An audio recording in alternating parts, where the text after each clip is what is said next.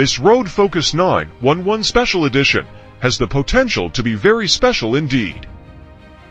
Before we get into the extra special subject of this review, the new Porsche 911 Street, it's worth considering just how rare it is for the German marque to roll out new suffixes for its golden child. Design and styling. Think of the Saint as a non-identical twin of the 911 GT3 RS. These cars are, in fundamental terms, closely related, but while one went through school then joined the military, the other became a movie star.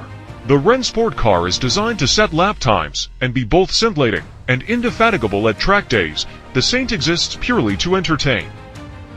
Porsche's GT division, which builds both, hasn't even bothered to set a Nürburgring Nordschleife time for the newbie because it regards this as an irrelevance. The Saint is intended for the open road and for maximum driving enjoyment. Weight saving is another integral ingredient in the Saint recipe.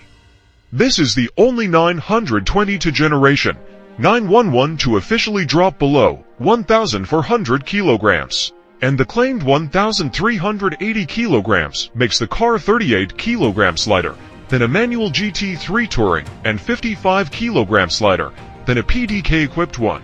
On the scales, with its 64-liter fuel tank brimmed, our test car came in at 1,408 kilograms, making it 7 kilograms lighter than the comparatively diminutive 997 generation GT3 RS we tested in 2010, a very nice surprise.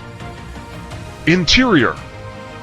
Several testers remarked on the specialness of the ST's cabin. Swing open the feather-light doors, and you're greeted by a cockpit at once charmingly old world and bleeding edge in its fit and finish and materials. Equip the heritage design interior classic cognac leather with richly textured cloth in the same color with black pinstripes, and this is perhaps the most striking driving environment of any street-legal Porsche since the 918 Spider.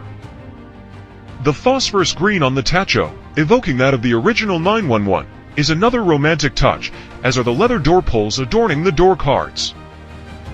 Engines and performance. Fire up the Saint, and you're treated to one of the most unmistakable sounds in the world of road cars. It's the nasal, faintly metallic gargle of Porsche's atmospheric flat-six overlaid with the uneven, snare drum rasp of a single mass flywheel. It's an intensely mechanical sound at mesmerizing odds with that Sportlux cabin. Clutch travel is quite long, but the window within, which the ST's uncomplicated Drivellite becomes unified, is not as microscopically narrow as you might fear. The process of babying this fizzing, sensitive 518 bhp 911 into motion soon becomes every bit as intuitive as with a basic Boxster. The car's lightness helps you getting the street off the mark as fast as humanly possible isn't quite as easy, mind. In first gear, the ECU will only let you dial up 5,000 revolutions per minute, which isn't quite enough to overwhelm the rear Michelin Pilot Sport Cup to tires, in that way conducive to stunning getaways. We matched Porsche's claim of 3.7 sec to 60 miles per hour, but felt there was more to come, possibly on rubber that wasn't so nicely toasted.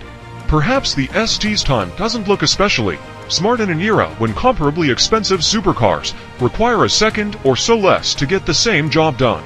However, and as should now be quite clear, this 911's race on Dieter is predicated more on subjective matters beyond mere numbers. Titanium internals and the single mass flywheel yield a fierce appetite for revs perhaps unmatched at any level below blue-chip specials such as Gordon Murray's latest creations. The graphical representation of the power delivery is a perfectly straight line, bolting skywards from idle to 8,500 revolutions per minute. The final 500 revolutions per minute beyond that point is just for fun. Thank you for watching. Stay tuned for other latest videos.